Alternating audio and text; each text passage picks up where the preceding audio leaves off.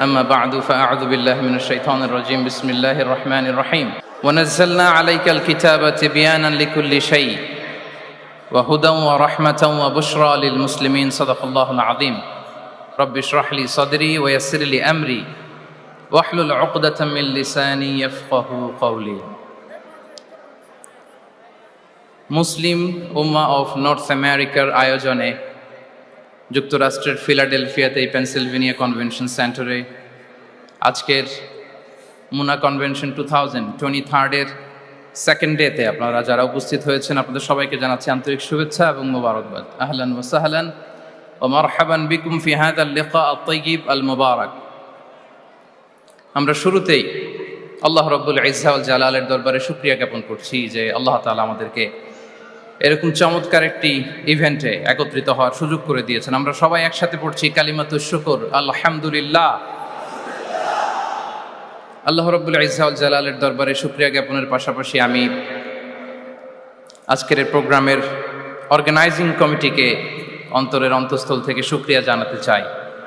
And I would like to specially thank the police department, the security department, the volunteers, media, press, and the organizing committee for organizing such an amazing event. Barakallahu fikum jami'an. সম্মানিত সুধী, keynote সেশনে আসলে খুব লম্বা চূড়া কথা বলার সুযোগ নেই এবং আমি শুনেছি আমার পরপরই ইমাম ওমর সুলাইমান, অনেক বড় স্কলার, উনি আপনাদেরকে আরো চমৎকার করে মাগরিবের আগে কথা শোনাবেন। আমি আপনাদের খেদমতে একটা ছোট্ট টপিক নিয়ে কিছু আলোকপাত করবার চেষ্টা করবো ইনশাআল্লাহ বিইذنিল্লাহ। যে টপিকটা নিয়ে আমি কথা বলবো সেটা হচ্ছে the way Quran guides humanity. কোরআন যেভাবে আমাদেরকে পথ দেখায়, কোরআন যেভাবে আমাদেরকে ইনস্ট্রাকশন দেয়, কিভাবে কোরআন আমাদেরকে গাইড করে, এই টপিকটা নিয়ে কথা বলবো। তো আমি শুরুতেই কালামুল্লাহ মাজিদের একটি আয়াত তেলাওয়াত করেছি যেখানে আল্লাহ তাআলা কোরআনের 4টি ফিচার একসাথে উল্লেখ করেছেন। আল্লাহ তাআলা কোরআনকে এই আয়াতে বলেছেন যে ওয়ানাজ্জালনা আলাইকাল কিতাবা তিবয়ানান লিকুল্লি শাই। নবী হে, আমি আপনার কাছে এই কোরআনকে পাঠিয়েছি তিবিয়ান। তিবিয়ান মানে হচ্ছে clarification, explanation for all things, সবকিছুর ব্যাখ্যা। কোরআন হচ্ছে সবকিছুর সুস্পষ্ট ব্যাখ্যা এবং এটা হচ্ছে হুদা। 2 নম্বর ফিচার হচ্ছে কোরআন হচ্ছে হুদা, গাইডেন্স, যেটা আপনাদের এই কনভেনশনের থিমের সাথে প্রাসঙ্গিক, কারণ এবারের কনভেনশনের থিম হচ্ছে আল কোরআন গাইডেন্স ফর হিউম্যানিটি। তো কোরআন 1 নম্বরে হচ্ছে ক্লারিফিকেশন বা এক্সপ্লেনেশন, তারপর কোরআন হচ্ছে গাইডেন্স, এরপর আল্লাহ বলেছেন রাহমা, মার্সি, এবং আয়াতের সবশেষে আল্লাহ বলেছেন যে এটা হচ্ছে বুশরা লিল মুসলিমিন, glad tidings for the believers. তো এই 4টা ফিচারের মধ্যে আমি কোরআন যে হুদা, কোরআন যে গাইডেন্স, এটা নিয়ে কিছু আলোকপাত করবো ইনশাআল্লাহ বিইذনিল্লাহ। আমরা রমাদানের আয়াত সবাই জানি, সূরাতুল বাকারাতে রমাদান নিয়ে যে আয়াতটি এসেছে ওই আয়াতে আল্লাহ তাআলা কোরআনকে গাইডেন্স বলেছেন, শাহরু রমাদানাল্লাযী উনজিলা ফীহিল কুরআন। তারপর কি? হুদাল লিন্নাস, গাইডেন্স ফর হিউম্যানিটি। এবং এই গাইডেন্সটা এটা সবার জন্য। অন্য আয়াতে আল্লাহ তাআলা বলছেন ইন হুয়া ইল্লা যিকরা লিল আলামিন। এই কোরআনটা হচ্ছে রিমাইন্ডার ফর হোল ওয়ার্ল্ড, গোটা বিশ্বের জন্য কোরআনটা হচ্ছে গাইডেন্স বা reminder, including jinnkind and mankind. যদি প্রথম আয়াতে আল্লাহ বলেছিলেন বুশরা লিল মুসলিমিন, কিন্তু এই আয়াতে আমরা দেখলাম যে এটা হচ্ছে যিকরা লিল আলামিন, গোটা বিশ্বের জন্য এটা রিমাইন্ডার, ম্যানকাইন্ডের জন্য রিমাইন্ডার, জিনকাইন্ডের জন্য রিমাইন্ডার। এবং জিনেরা, জিনকাইন্ড, জিন জাতি এটা স্বীকার করেছে যে কোরআন মানুষকে পথ দেখায়, বিশ্ববাসীকে পথ দেখায়। তারা যখন তায়েফে বিষ্ণু ঈসা ইসলামের কণ্ঠে সর্বপ্রথম তারা কোরআনিক রিসাইটেশন তারা শুনলো, তারা যেটা বলেছিল আল্লাহ তাআলা সরাসরি কোট করেছেন কোরআনে, সেটা তারা বলেছিল ইন্না সামি'না কুরআনান আজাবা ইয়াহদি ইলা রুশদি ফাআমান্না বিহি। Indeed we have heard an amazing Quran and it guides to the right path. আমরা একটা অসাধারণ কোরআন শুনেছি এবং এটা ইয়াহদি ইলা রুশদ, গাইড করে, পথ দেখায় সঠিক রাস্তায়। তো আমরা বুঝতে পারলাম কোরআন হচ্ছে গাইডেন্স, আমাদেরকে পথ দেখায়। কোরআন গাইডেন্স হওয়ার সবচেয়ে বড় কারণ হচ্ছে কোরআন হচ্ছে এই পৃথিবীর সবচাইতে the most interactive and relevant book to human being. সবচাইতে জীবন ঘনিষ্ঠ এবং প্রাসঙ্গিক কিতাব হচ্ছে আল কোরআন। কিতাবটার নাম কি? সবাই বলুন একসাথে, কি নাম? সবচাইতে প্রাসঙ্গিক, জীবন ঘনিষ্ঠ, the most interactive book ever in the world. এর কারণ হচ্ছে এর আগে যত আসমানি কিতাব এসেছিল সবগুলো কিন্তু একবারে নাজিল হয়েছে অ্যাট এ টাইমে। তাওরাত মুসা আলাইহিস সালামের উপর একবারে নাজিল হয়ে গিয়েছে একসাথে। ইনজিল ঈসা আলাইহিস সালামের উপর একবারে নাজিল হয়েছে। জাবুর দাউদ আলাইহিস সালামের উপর একবারে নাজিল হয়েছে। কোরআনও কি একবারে নাজিল হয়েছে? হ্যাঁ, একবারে নাজিল হয়েছে না, 23 বছরের 23 ইয়ার্সের লং পিরিয়ড অফ টাইমে একটু একটু করে নাজমান নাজমান হাসবা হাওয়াইজিল বাশার, মানব জাতির প্রয়োজনের তাগিদে, তাই না, প্রেক্ষাপটের আলোকে নাজিল হয়েছে। প্রথম নাজিল হয়েছে মক্কায়, তারপরে মদিনায়, বিভিন্ন জায়গাতে। আপনারা জানেন যে কোরআনের প্রথম আয়াত নাজিল হয়েছে মসজিদুল হারাম থেকে 10 কিলোমিটার উত্তর পূর্ব দিকে জাবালে নূর আছে, একটা পাহাড়, 634 মিটার উঁচুতে একটা কেইভ আছে, গারে হেরা। ওই হেরা গুহায় শুরু হলো কোরআনের এই নাজিল হওয়ার প্রক্রিয়া। এরপর রাসূল সাল্লাল্লাহু আলাইহি ওয়াসাল্লাম মক্কা থেকে মদিনায় গেলেন, সেখানেও নাজিল হতে লাগলো। এই কোরআন কখনো নাজিল হয়েছে ঘরের ভেতরে, কোরআন কখনো নাজিল হয়েছে বাজারে, কোরআন কখনো নাজিল হয়েছে সফরে, এই কোরআন কখনো নাজিল হয়েছে যুদ্ধের ময়দানে, এই কোরআন কখনো নাজিল হয়েছে আল্লাহর আরশে। তার মানে রাসূল যেখানে, কোরআনও সেখানে। কতটা ইন্টারেক্টিভ কিতাব! রাসূল সাল্লাল্লাহু আলাইহি ওয়াসাল্লাম তার জীবনে, তার পরিবারে, তার সমাজে, রাষ্ট্র পরিচালনায় যেখানেই তিনি সংকটের মুখোমুখি হয়েছেন, ঠিক তখনই সমাধান নিয়ে হাজির হয়েছে কোরআন। এজন্য এটা হচ্ছে the most interactive and relevant book to human being, সবচাইতে প্রাসঙ্গিক, জীবন ঘনিষ্ঠ একটা কিতাব। এবং এই কোরআনকে আল্লাহ তাআলা লাইট বলেছেন, আলো। ওয়া আনজালনা ইলাইকুম নূরাম মুবিনা, নবী হে, আপনার কাছে আমি লাইট পাঠিয়েছি। কোরআন এটা আলো, কারণ পথ দেখাতে হলে তো লাইট লাগবে। যেটা আপনাকে পথ দেখাবে তার মধ্যে যদি আলো না থাকে, সে পথ দেখাতে পারবে নাকি? পারবে না। তো কোরআনকে আল্লাহ তাআলা লাইট বলেছেন। এবং কোরআন শুধু নিজেই লাইট নয়, শুধু নিজেই আলো নয়, সে আলোর দিকে নিয়ে যায়। আল্লাহু আকবার। আলিফ লাম রা কিতাবুন আনজালনাহু ইলাইকা লিতুখরিজান নাসা মিনাল যুলুমাতি ইলান নূর। I've revealed this book unto you, O Muhammad, in order to lead the mankind out of darknesses into the light. অনেকগুলো অন্ধকার থেকে একটি আলোর দিকে, মহাসত্যের দিকে নিয়ে যাওয়ার জন্য আমি কোরআন পাঠিয়েছি। সুবহানাল্লাহি বিহামদি। এবং একটু খেয়াল করে যদি আমরা দেখি যে একটি পুরো জাতি, একটি পুরো গোষ্ঠীর জীবনধারা পাল্টে দিয়েছিল কোরআন, যাদের লেখাপড়া জানা ছিল না, অক্ষর জ্ঞানহীন একটা জাতি, একটা ভূখণ্ডের জীবনধারা পাল্টে দিয়েছে এই কোরআন। কোরআন যেমনি আলো, তার পাশাপাশি কোরআন হচ্ছে ক্রাইটেরিয়ান।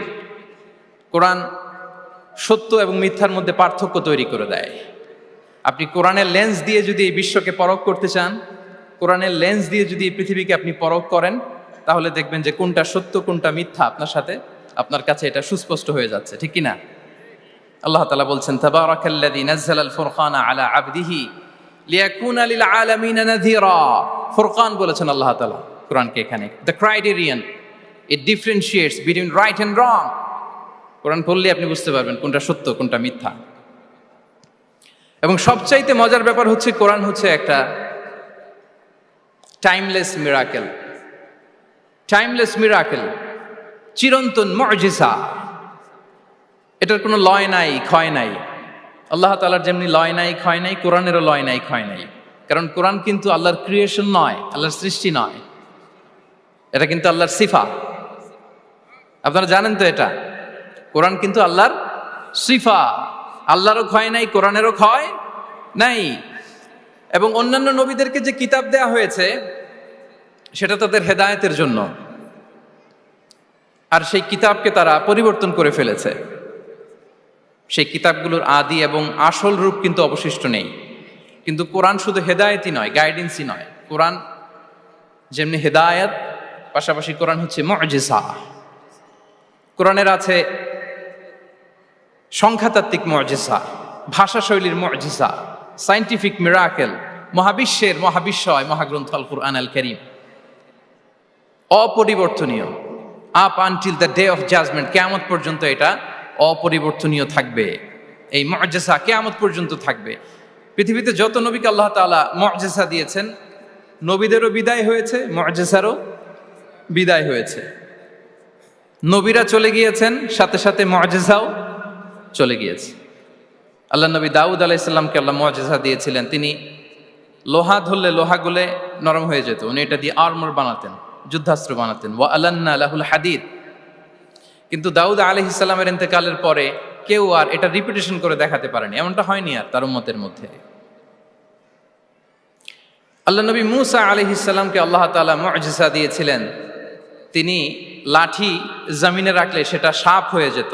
ফাআলকাহা ফাইদা হিয়া হাইয়াতুন তাসআ, মুভিং স্নেক হয়ে যেত।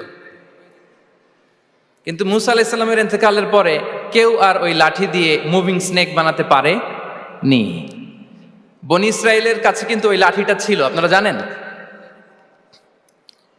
বনি ইসরাইলের কাছে একটা তাবুত ছিল, উডেন বক্স, ওটার মধ্যে বাকিয়াতুম মিম্মা তারাকা আলু মূসা ওয়া আলু হারুন, মূসা আলাইহিস সালামের ব্যবহৃত পাগড়ি, জুব্বা আর ওই লাঠি, হারুন আলাইহিস সালামের পাগড়ি, জুব্বা, এগুলো ছিল। তার মানে মূসা আলাইহিস সালামের ইন্তেকালের পরে যে লাঠি দিয়ে মূসা আলাইহিস সালাম সাপ বানাতেন, ওই লাঠি ছিল, কিন্তু সেই লাঠি দিয়ে আর কেউ কোনোদিন সাপ বানিয়ে দেখাতে পারে নি। আল্লাহ নবী ঈসা আলাইহিস সালামকে আল্লাহ তাআলা আরো মাইন্ড ব্লোয়িং মুজিজা দিয়েছিলেন। ওয়া উবরিউল আকমাহা ওয়াল আবরাসা ওয়া উহিল মাউতা বিইذনিল্লাহ। শ্বেত রোগী, ধবল রোগীর গায়ে হাত বুলিয়ে দিলে রোগ ভালো হয়ে যেত। অন্ধ ব্যক্তির চোখে টাচ করে দিলে সে দৃষ্টিশক্তি ফিরে পেত। মৃত ব্যক্তিকে আল্লাহ নবী ঈসা আলাইহিস সালাম কুম বিইذনিল্লাহ বলার সাথে সাথে মৃত ব্যক্তি জীবিত হয়ে যেত। কিন্তু এই নবী আলাইহিমুস সালামদের বিদায় যখন ঘটেছে, সাথে সাথে তাদের মুজিজারও বিদায় হয়েছে। কিন্তু বিশ্বনবী সাল্লাল্লাহু আলাইহি ওয়াসাল্লামের উপর নাজিল হওয়া এই মহাবিশ্বের মহাবিশ্বয় মহাগ্রন্থ আল কুরআন, আল্লাহ নবী ইন্তেকাল করেছেন, তিনি আমাদের থেকে বিদায় নিয়েছেন, কিন্তু কোরআন কি বিদায় নিয়েছে? আওয়াজ করে সবাই বলতে হবে, কোরআন কি বিদায় নিয়েছে? কিয়ামত পর্যন্ত থাকবে। বিষ্ণু ঈসা ইসলাম একটা আয়াত যেভাবে পড়তেন আমরা ঠিক হুবহু ওইভাবে পড়ি। বিষ্ণু ঈসা ইসলাম একটা শব্দ ১৫০০ বছর আগে যেভাবে উচ্চারণ করতেন আমরা ঠিক ওইভাবে করি। এখানে অনেক কারীরা সুন্দর কণ্ঠে কোরআন তেলাওয়াত করেছে না? বিষ্ণু ঈসা ইসলাম যেমনটা করেছেন তারাও ঠিক তেমনটা করেছে। বিষ্ণুনবী যে অক্ষরের উপর জবর দিয়ে পড়েছেন আমরা জবর দিয়ে পড়ি, জেড দিয়ে পড়েছেন জেড দিয়ে পড়ি। কিয়ামত পর্যন্ত অবিকৃত অবস্থায় এই কোরআনটা থাকবে। তাই কোরআনটা হচ্ছে টাইমলেস মিরাকেল, চিরন্তন মুজিজা। নাও দ্য কোশ্চেন অ্যারাইজেস, কেন আমাদের এই কোরআন দরকার? একটু ফিলোসফিক্যাল কথাবার্তা বলি যে এই রেভেলেশনের দরকার কি, কেন আমাদের লাগবে এই কোরআন? কোরআন ছাড়া কি পৃথিবীর সব সমস্যার সমাধান হাজির করা সম্ভব না? এই পৃথিবীর সায়েন্টিস্টরা, ফিলোসোফাররা, জ্ঞানী ব্যক্তিরা অনেক সমস্যার সমাধান করেছে, কিন্তু সব সমস্যার সমাধান হাজির করতে পারে নি। এজন্য আল্লাহ তাআলা যুগে যুগে নবীদের মাধ্যমে আসমানি কিতাব পাঠিয়েছেন, গাইডেন্স পাঠিয়েছেন, রেভেলেশন পাঠিয়েছেন। এবং আল্লাহ তাআলার পাঠানো যত রেভেলেশন গাইডেন্স এই পৃথিবীতে এসেছে সেগুলো সবচেয়ে লেটেস্ট ভার্সন হচ্ছে কোরআন। সবচেয়ে লেটেস্ট ভার্সন হচ্ছে কোরআন। আচ্ছা, আমরা যদি একটু খুঁজে দেখি যে কোরআন ছাড়া আমরা কি বুঝতে পারতাম না, আমরা যদি একটু প্রশ্ন করি, কোরআন ছাড়া যেটা আমরা বুঝতে পারতাম না সেটা হচ্ছে ওয়াননেস অফ গড, স্রষ্টা যে একজন, এটা আমরা বুঝতে পারতাম না, ক্লিয়ারলি বুঝতে পারতাম না। কেউ হয়তো ভাবতাম দুইজন তিনজন। আর যারা বুঝতে পারতো যে না, এই মহাবিশ্বের একজন নিয়ন্ত্রক থাকতে হবে, একজন কন্ট্রোলার থাকতে হবে, তারাও ওই গডের ফিচার কি, পরিচয় কি, ইন ডিটেইল তারা বুঝতে পারতো না। দেখেন, এত রেভেলেশন, এত আসমানি কিতাব আসার পরও এখনো অনেক মানুষ সূর্যের পূজা করে, চন্দ্রের পূজা করে, আগুনের পূজা করে না? কথা বলেন, করে না? করে। সূর্যকে পূজা করার অনেক রিজন ছিল। আমি ভেবে দেখেছি যে সূর্যকে মানুষ কেন পূজা করতে, এর কারণ বাহ্যিক দৃষ্টিতে সূর্যই সবচেয়ে শক্তিশালী। সূর্যের চেয়ে শক্তিশালী কিছু আর পৃথিবীতে দেখা যায় না। আর সূর্যের আলো ছাড়া পৃথিবীতে কেউ বাঁচেও না। মানুষের যে হার্ট অ্যাটাক করে, স্ট্রোক করে, বা আমাদের মুরব্বীদের অনেকের যে পায়ে ব্যথা, কোমরে ব্যথা, এটা কিন্তু রাতে বেশি হয়, জানেন? রাতের সাথে রোগের একটা সম্পর্ক আছে। এর কারণ রাতের বেলায় সূর্যের আলো নাই, ফলে মানুষ অসুস্থ হয় বেশি। এই কারণে প্রাচীন কাল থেকে মানুষ সূর্যের পূজা করত। আল্লাহ নবী ইব্রাহিম আলাইহিস সালাম উনিও প্রথমে ভেবেছিলেন তারাই কি আমার রব, চাঁদই কি আমার রব, সূর্যই কি আমার রব। ভাবতে ভাবতে তিনি মহাসত্যের সন্ধান পেয়েছেন।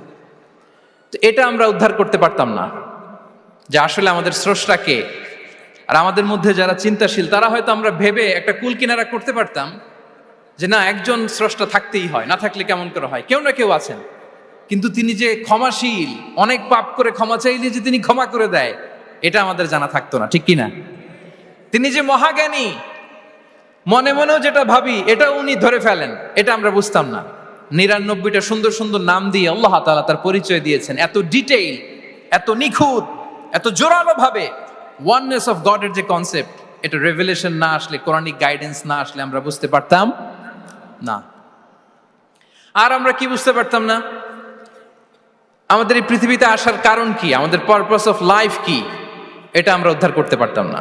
ভবগুরুর মতো ঘুরে বেড়াতাম, খেতাম, কাজ করতাম, পৃথিবী আবাদ করতাম, ডেভেলপমেন্ট হতো, উন্নতি হতো, কিন্তু আসলে পারপাস অফ লাইফ কি এটা আমরা উদ্ধার করতে পারতাম না। কোরআন এটা আমাদেরকে ক্লিয়ার করেছে, ওমা খালাকাতুল জিন্না ওয়াল ইনসা ইল্লা লিয়াবুদুন। আমাদের পারপাস অফ লাইফ হচ্ছে slavery. We all are the slave of Allah. দাসত্বের জন্য আমরা তৈরি হয়েছি। আর most interestingly, life after death, এটার ব্যাপারে আমাদের ক্লিয়ার কাট কোনো ধারণা থাকতো না। এই যে আমরা এখন বাই সিকোয়েন্স জানি যে আমরা মারা যাব, এরপরে কবরের আযাব, এরপরে আল্লাহর সুপ্রিম কোর্টের কাঠ গড়ায় আমাদেরকে দাঁড়াতে হবে, এরপরে হয় জান্নাত নয় জাহান্নাম, এবং সেটা আজীবন চিরকালের জন্য। In detail life after death সম্পর্কে আমাদের নিজেরা চিন্তা, গবেষণা, রিসার্চ করে কি এটা জানা সম্ভব ছিল? বলেন, কথা বলেন, কথা বলেন। জানা সম্ভব ছিল না। কোরআন মৃত্যুর পরের জীবনকে নিশ্চিত করেছে। এবং এই যে লাইফ আফটার ডেথ, মৃত্যুর পরের জীবন আসলে আমাদেরকে হোপফুল করে, আশাবাদী করে। কারণ আমরা বিশ্বাস করি আমাদের হারানোর কিছু নাই। আমরা যদি কাউকে হারাই, সাময়িক কষ্ট পাই, কিন্তু আমরা জানি আমাদের আবার দেখা হবে। এই যে আমরা কিছুদিন আগে আমাদের প্রিয় আল্লামাকে হারিয়েছি, ঠিক কিনা? কিন্তু আমরা এই ভেবে বুকে আশা বেঁধে রাখি যে আমরা এই দুনিয়াতে তাকে মিস করেছি, কিয়ামতের ময়দানে আল্লাহর জান্নাতে এই কোরআনের বুলবুলির কণ্ঠে আমরা আবার কোরআন শুনতে পাবো। সাময়িক বিচ্ছেদের কিছু তো নাই। আমার আব্বাকে হারিয়েছি, আম্মাকে হারিয়েছি, বন্ধুকে হারিয়েছি, টিচারকে হারিয়েছি, আমি পাবো, তাদেরকে পাবো, হারাচ্ছি না। এই বিচ্ছেদ সাময়িক। এবং আখিরাত আসলে থাকতেই হবে। অন্যান্য অনেক ধর্ম আখিরাতের ব্যাপারে বলে, কিন্তু ইসলামের মতো এত ইন ডিটেইল নিখুঁতভাবে বলতে পারেনি। পুনর্জন্মবাদের কথা আপনারা শুনেছেন, ভালো করলে ভালো হয়ে আবার আরেক জন্মে আসবো, খারাপ করলে কুকুর হয়ে জন্মাবো, হ্যাঁ, বিড়াল হয়ে জন্মাবো, এরকম কথা অনেক ধর্ম বলে। কিন্তু ইসলাম এত সুন্দরভাবে দ্য কনসেপ্ট অফ আখিরা আমাদের সামনে হাজির করেছে। আল্লাহু আকবার। এটা হিউম্যান ব্রেন দিয়ে ওই ব্যাপারে আমাদের কোনো কিছুই জানার সুযোগ ছিল যদি আল্লাহ তাআলা কোরআনিক গাইডেন্স না পাঠাতেন। এবং আখিরাত আসলে থাকতেই হবে। ইফ দেয়ার ইজ নো আখিরা, then this worldly life would be a joke. আখিরা না থাকলে তো এটা একটা joke, it's a fun, it's a rubbish thing. আখিরা থাকতেই হবে, কারণ অনেক কিছু পৃথিবীতে সেটেল হয়নি, সেটেল হয় না। আপনাকে মেরেছে, কাউকে হত্যা করেছে, কাউকে গুম করেছে, পৃথিবীর কেউ জানে নাই, তো এটা সেটেলমেন্ট হওয়া লাগবে না? কথা বলেন না কেন? There are plenty of issues are abandoned, unsettled. অনেক ইস্যু আছে, সেটেল হয় নাই, এগুলো সেটেল হবে। কড়াই গন্ডায় হিসেব চাওয়া হবে, যত ঋণ সেদিন আদায় করা হবে। চিল্লায় বলেন ঠিক কিনা? এজন্য আখিরাত লাগবে। এবং আখিরাত যদি না থাকে, এই পৃথিবীতে আমরা কোনো বিচার কার্যক্রম পরিচালনা করলেও ওইটা ইনসাফপূর্ণ হওয়া সম্ভব না। কোনো বিচার ইনসাফপূর্ণ হতে পারে না যদি আখিরাত না থাকে। ফর এন এক্সাম্পল, খেয়াল করে উত্তর দিবেন। একজন মানুষ 10 জনকে হত্যা করলো। কয়জনকে? সবাই বলুন, কয়জনকে? এখন তার বিচার করা হচ্ছে, বিচারের রায় আসলো ডেথ পেনাল্টি, মৃত্যুদণ্ড। কিন্তু তাকে কয়টা মৃত্যুর স্বাদ দেয়া যাবে বলেন? হ্যাঁ, কয়টা? উনি মারছিল কয়টা? তো হয়েছে এটা, ও 10 জনের মারছে, 10টা প্রাণ হত্যার কষ্ট 10 জনকে দিল। কিন্তু ডেথ পেনাল্টিতে ওকে দেয়া গেল কয়টা কষ্ট? আখেরাত লাগবে না? কথা বলেন না কেন, লাগবে না? ওই দিন সব হিসাব হবে, ঠিক কি না? প্রিয় ভাইরা, কোরআন আমাদেরকে এই গাইডেন্স দিয়েছে, আমাদের জানিয়েছে যে there is a life after death. আসল জীবন ওইটা যেটা মৃত্যুর পরে হয়। ওই জীবনের পরে আর কোনো মৃত্যু নাই, এজন্য সেটাই আসল জীবন। আমি অনেক মুসলিমের সাথে কথা বলেছি, অথবা আগে প্র্যাকটিসিং ছিল না এরকম অনেকের সাথে কথা বলেছি। তারা যখন কোরআন পড়ে তারা বলে যে এটা আবার কেমন বই, এটার স্টাইলটা একটু অন্যরকম, কোনো বইয়ের সাথে মিলে না। কেমন? তো তারা বলে যে হঠাৎ এটা আল্লাহর প্রশংসা শোনায়, এরপরে হঠাৎ করে আখিরাতের কথা বলে, আবার হিস্ট্রি বলে, আবার বলে এটা করো না, আবার ধমক দেয়। এটা আবার কেমন বই? As if it has the authoritarian পাওয়ার। এটার কেমন যেন একটা পাওয়ার আছে, এটা ধমক দিতে পারে। সুবহানাল্লাহ পড়বেন না? মাঝে মাঝে কিন্তু এই ঝাঁকুনির দরকার হয়, ধমক দিতে হয়। এই যে আপনি এবারের হজে একজন ক্রিশ্চিয়ান ক্ল্যারিক সাউথ আফ্রিকার ইব্রাহিম রিচমন্ডের নাম শুনেছেন না? উনি স্বপ্নে দেখেছে দুইটা সাদা জামা পরো, আবার সাদা জামা পরো, এরপরে ধমক দেয় সাদা জামা পরো। এই ঝাঁকুনিতে সম্বিত ফিরে পেয়েছে। তো কোরআন মানুষকে এরকম ঝাঁকুনি দেয়, নাড়া দেয়। কোরআনের এই ক্ষমতা আছে, কোরআন ঘুমন্ত বিবেককে জাগিয়ে তোলে। আমরা ওমরে ফারুকের ঘটনা জানি। তিনি যখন কোরআন শুনে অবাক হলেন, বিশ্বনবী সাল্লাল্লাহু আলাইহি ওয়াসাল্লামকে ফলো করতেন যে উনি কি করে দেখি, কিভাবে কোরআন তেলাওয়াত করে এবং কি বলে। রাসূল সাল্লাল্লাহু আলাইহি ওয়াসাল্লাম তেলাওয়াত করছেন, ওমরে ফারুক পেছন থেকে শুনতেছেন। বিশ্বনবী তেলাওয়াত করছেন, আল হাক্কাতু মাল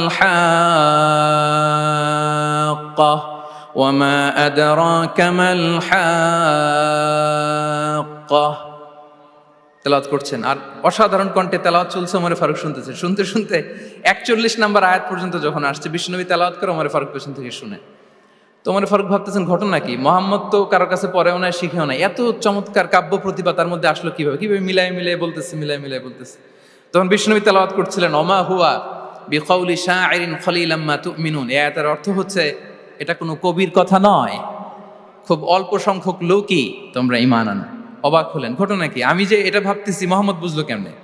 বিশ্বনবী তো তেলাওয়াত করতেছেন প্রাণবন্ত কণ্ঠে। তো মোহাম্মদ কি গণক হয়ে গেল নাকি? মানুষের ভেতরে কি চলে সে গণনা করে বলে দেয়, তা না হলে বুঝলো কি করে? সুবহানাল্লাহ। কোইন্সিডেন্টলি এর পরের আয়াতটাই ছিল ওয়ালা বিকাউলি কাহিনিন খলিলাম মা তাযাক্কারুন। না, এটা কোনো গণকের গণনা নয়, খুব অল্প সংখ্যক লোকই তোমরা উপদেশ গ্রহণ করো।